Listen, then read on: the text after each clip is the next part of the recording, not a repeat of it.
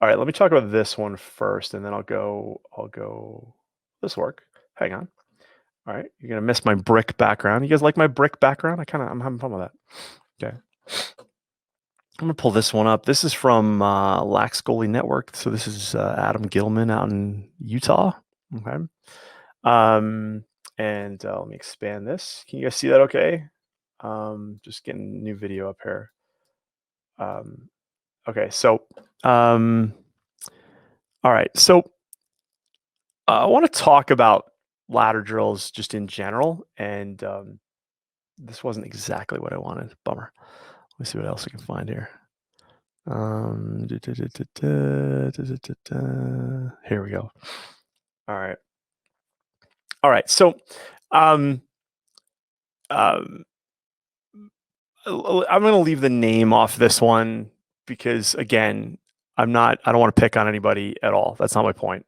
For all the goalie coaches out there that are working with goalies, I give them big high fives and hugs and all that good stuff because at least they're doing something. All right. And I do believe that sometimes something is better than nothing. It can be bad. Okay. It can be bad. But in this case, this is not too bad. I just want to point out some things about ladder drills in general. Um, a couple questions. Hey, Coach, who is that? Who's got the kid listening with me today? Who is that? I can't see who you. They're in the group, so I can't see your name on that one. But I really appreciate that. Steve Flint. Steve Flint. By the way, I'm totally going after that guy who was giving you a hard time about the USA winning medals over the UK. That was just bunk. As a U.S. Olympian, I took a lot of exceptions to that. Steve Flint writes, totally agree. I tend not to remember saves or clears because that's just me doing my job. I remember those I've let in, but not to beat myself up over it, but to work out if or how I could have saved it. What all goalies need to come to terms with is that some shots just aren't savable and clean sheets aren't extreme rarity. Yes, that's totally true. One thing I do, so that the comment you made there about like what all goalies need to come to terms with is that some shots just aren't savable. I want to be careful how we phrase that because the important thing um, the important thing is that while we do know that there are some shots where the percentage of shot success is very, very high, the attitude we always have to have as a goalie is, yeah, but how could I have gotten it? Right? How could I have gotten it? And even if the answer is like, I need to be like The Rock and I'm not, or I need to be, I need to lose 100 pounds, like whatever. Like it's just, we still have to go like, okay, yeah, but what? What could have happened? Because one of the things that I see happen on sidelines a lot is goalie comes off the field, played a pretty good game, and then the goalie comes off the field and it is positive, and then some mom or dad goes, yeah, well, we nobody expects you to save that. I go, okay, but that's a bit of an out. Let's not go there. Okay, let's not go there, because what's really funny is that the flip side of that is like, okay, everybody is like armchair quarterback on the sideline and goes, well, Jimmy should have gotten that one. It's like, dude, come on, right? Like we're there to try to get them all the best of our ability. Some we have no, we have a more difficult time on than others. I do believe that the game of lacrosse is getting too difficult for goalies. I do believe that with stick technology and the rules of defensemen, both on the girls and the boys side, like it's just getting too. uh, it's getting it's getting to a point where the lacrosse goalie, the field lacrosse goalie, is underskilled, underprotected. The net's too big for all that stuff. And it's kind of like, well, wait a second, what are we doing, right? So let's keep that in mind. So, but Steve, I love that comment. I totally appreciate it. You know where I'm coming from on that, and I love that. So, hey, Mike Tupin, good to see you, buddy. All right, so let's talk about this one, and I'm not talking about the rest of these drills right now. I'm just talking about the ladder work. Okay, so this is called the Icky Shuffle. Okay, and it was named after a Cincinnati Bengals football player, who this was basically his touchdown dance after he scored. It was like this. Uh, so the way we describe this in strength and conditioning is it's right foot in, right foot out, left foot back in, right foot in, left foot out, right? So there's one touch on the outside. So I want to talk about, and I'll try to pause this just so it's not too much of a distraction. All right. So first, I'm going to say this: I don't always like. So I have a strength and conditioning background. Okay, um, it started like 20 years ago now. I've worked with some of the top strength and conditioning coaches kind of that have really shaped that industry. I have books behind me. They're kind of down here. I don't know if you can see them. I've got some of the classic strength and conditioning training manuals ever written. It's a real interest of mine. And what's cool now is that I get to work with my own son, um, who is a skier. Um, he's one of the, like a freestyle, like a free skier, not necessarily like a skier you're going to see doing alpine gates or things at the Olympics, that sort of thing. But um, but from a lacrosse goalie perspective, okay, sorry, from a sports perspective, what tends to happen is you have three key abilities, right? I've talked about this before. So you've got to be successful in any sport, you have a physical ability, you have a technical ability, and you have a tactical ability. Okay. So physical ability is like your is your Albert Icky Woods. Thank you. Albert Woods. That's right. Was the guy who this drill is named after. Um, so your physical ability allows you to do the thing you're trying to do, right? So whether it's tennis or basketball or ice hockey or field lacrosse goalies, like whatever, you have a physical ability to do it, right? And that comes in key when we've got the three keys to making any saves, right? See the ball, know where it's going, move in front of the ball, right? The move in front of the ball is primarily affected by our physical ability. Then we have our technical ability. The technical ability is the doing of the thing, okay? And then the tactical ability is like when you do what it is you do. All right. So whenever I work with a goalie, the first thing we have to look at is like their physical ability. And I'm going to cover this when I talk about the goalie in the next section here. When we talk about like weak hips, but I'll get to that in a second. So the idea here is a lot of technical coaches, right? So basically, you could have a physical coach who's your strength and conditioning coach, right? You could have a technical coach who's teaching you the technical aspects of your sport. So right now, I'm talking about the technical aspects of the sport. And then your head coaches of programs are usually your tactical coaches. And this doesn't matter if you're like a volunteer dad on the sideline or you're like a Division I paid goalie coach or a coach at like whatever Ohio State, and you're making a boatload of money. You get my point. Those coaches are tactical coaches. They're the ones going like, all right, I just want you to do what I need you to do. We need to run. It's like Bill Belichick and the Patriots, just for an example, right? It's like he's a guy. He's all about like next man up. He doesn't care who you are or what your background is. He just needs you to run that route like this, and the quarterback will do that. And then if we have a chance to do like a trick play, well, that's a tactical thing. We're going to do that. So you come with the physical ability and the technical skills, and then you get plugged into a tactical plan. And if you can't do the tactical stuff, you get cut, right? So that's that. The problem is though, is that a lot of technical coaches, okay, and so like your volunteer dad on the sideline there is a technical coach because he's also got to teach like, oh my God, half my team can't catch and throw. Like that's one extreme. But really what they want is they want to do that trick play that they saw, whatever the whip snakes do on Instagram last weekend, right? That's what they really want, right? So every coach wants to be a tactical coach, but they get stuck having to be a technical coach unless you have a specialist like we're talking about now here, where I'm talking about like the technical aspects of field lacrosse goaltending. But what a lot of technical coaches do is they try to do too much. And this is where I think camps and clinics really suffer, is because when you pay a boatload of money to send your kid to a camp or clinic, well, if they come back out of that clinic and they were like bored, you're not probably going to go back. And that coach who runs that clinic knows that, which kind of sucks.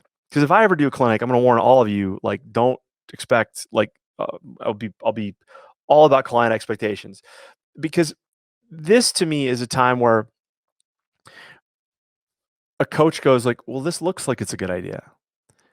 But then in reality, what are we really working on? So for a field lacrosse goalie, we are moving from a static position, okay, a static position typically to a dynamic move.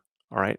So this is what has been lost by most of the goalie coaches that I see out there who run camps and clinics, whatever. We see this very wide stance. And I'll do this in another video, but I'll prove to you like why the wide stance is really not a good idea. Part of it is you can just look at this drill here.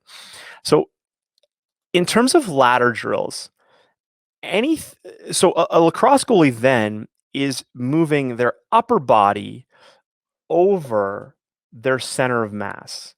Okay. So I'm just going to write here on the screen for those of you guys who can see my screen. So using this guy's example, in a game of lacrosse, we are moving our upper body over our center of mass, right? Typically 3 feet to either side. We got to cover 3 feet to either side of our midline, right? If we're standing right up front. But what most ladder drills do is they move the feet under the body and the center of mass stays still. Okay. So there is a rather advanced argument, I think, now for field lacrosse goalies where the idea of stepping at all is lost. But what happens here, guys, is that if you take a line out from the center of the goal and you put a goalie in a wide stance, usually when they get to a point where it's about 45 degrees from center, their feet in that wide stance will cover from post to post. So anything outside the feet goes wide, anything inside the feet is something that they have to pay attention to. Also, a wider stance for any of you who golf know that like when we hit a drive, you use a wider stance to generate more torque and power, right? So then you get a longer ball flight, right? So you're going to use your driver, wider stance. When you see guys chipping, they're going to use a narrower stance, right? But the problem with ladder drills here in this in particular is like, it's like these goalies in this particular case, they're doing ladder drills poorly because they're trying to adopt like their goalie stance while they do it. Yeah, I've seen this with tennis coaches. I had this massive argument with a Canadian tennis coach a few years ago. And sure enough, I moved on, they moved on, and 4 years later, they were doing the same. They were doing the drills that they told me weren't applicable, which I thought was great. Anyway, so with ladder drills, if you're going to do ladder drills, just do them, master. But know this is that ladder drills are more appropriate for like a soccer player where they have to move their feet under their center of mass to receive a ball, right? If I kick a soccer ball at you and you can only use your feet, well, you sure as shit better be able to get like a quick balance change, get your foot underneath your center of mass and get your foot out to receive that ball, right? Or to when you kick a ball, though, you have to like drive. You have to use posterior chain, like low back glutes, hamstrings, to get off and make a move. So, I'm not a fan of ladder drills. There's a kind of there's a joke in the strength and conditioning community about ladder drills, where it's like you take your kid and have them do ladder drills. I'm going to take my kid and we're going to learn how to squat. We're going to learn how to deadlift. And we'll meet back in 3 months, and my athlete will crush your athlete. Okay. You take two athletes of equal technical ability, the one with better physical ability wins all the time. Okay. All the time. Right. Especially in lacrosse, where we're making like a maximal effort move in front of the ball. Okay. So that's really important. So I picked this ladder drill as like the worst one. But mainly my point is that I'm not a fan of any of them. I would rather see your goalie in the cage or in a 6-foot space. Like, and I mean, what I mean by that is like you could tape like two hockey pucks to the floor of your basement, put them 6 feet apart, and just teach your goalie, listen, I want you to bounce back and forth between those. I want you to move out and see the ball and then back up, and that's a more applicable way to teach a goalie how to move in that 6-foot space, as opposed to, okay, let's do ladder drills. ladder drills are, to me, fall in that category of they feel like work. A lot of kids suck at them. Okay. Years ago, I ran a program in the National Sport Academy in Calgary, Alberta, where I had lacrosse guys and the soccer kids would show up and do ladder drills and they would crush it. Lacrosse kids looked like a bunch of Tourette's stricken emus. I don't know. It was weird. It was awkward. But these were like phenomenal lacrosse players. So there's no, I say this a lot, causation, correlation, right? If you see a pro lacrosse goalie doing a ladder drill, that was not the cause of their greatness. It may have correlated with what else they did, but it wasn't the cause, right? So I want to be super clear on that. So that makes sense. Right? If that makes sense, give me a harder thumbs up or a like or whatever. Even if you're watching this after the fact, that'd be great. Okay. So James Gemis race ha. So and listen, if any of the goalies who are in this drill are watching me talk about you guys right now, so full disclosure, I don't work with any of these guys. I want to appreciate all the work they're putting in to become a better lacrosse goalie. My discussion here is about how can we better direct it. Okay. How can we better direct it? We do power side lunges. Yep, that's cool. But again, remember, we're trying to develop the outside of the hip to be able to drive in front of a ball, and that takes a certain type of work. We've had a lot of talk recently about slide boards, which I love. I see a lot of people misusing elastic bands, which drives me crazy. Or the best one is like last year, I gave a hard time to like Ron Tron 3000, who plays in the MLL, who was doing a drill. And Adam Gittleman, sorry, in Park City, who I love. It's one of my favorite goalies out there. Right. He's a worker, man. And he is compact and tight and strong, and he's got ridiculously strong hips, and he does all sorts of stuff. Like he does a ladder drill with a cradling drill with a band attached to him. And that's great. But as a goalie at his age and his development, he can get away with that, right? Also, I know what's going on in his head is not the same as what's going on with like some high school kid just learning how to play the game. So when I gave Ron Charon a whole bunch of hard time on it, I was like, yo, that guy doesn't need that. He needs to get into a gym, right? And he needs to get strong first. And I'm going to talk about this in the next segment here. Okay. So good stuff. So yeah, power side lunges, all that stuff is better. But if you're trying to fill up time at a camp, and you're just trying to entertain kids with something good, then you do this sort of thing. So just let's keep that in mind. Okay.